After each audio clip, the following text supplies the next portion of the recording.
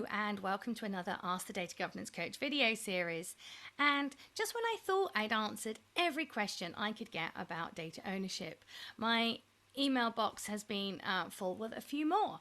So today I want to look at the question of, do we need data owners if we outsource some of our data?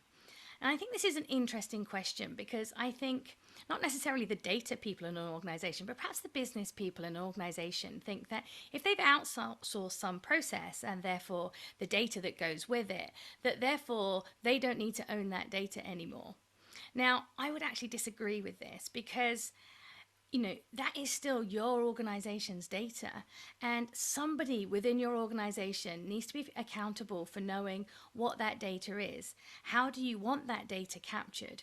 What can it be used for or not used for?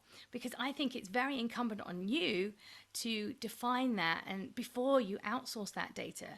This is really important in making sure that you understand your data and that you're able to manage it properly, or even more importantly in an outsource situation, that the outsource supplier is able to manage the data appropriately and in accordance with your requirements.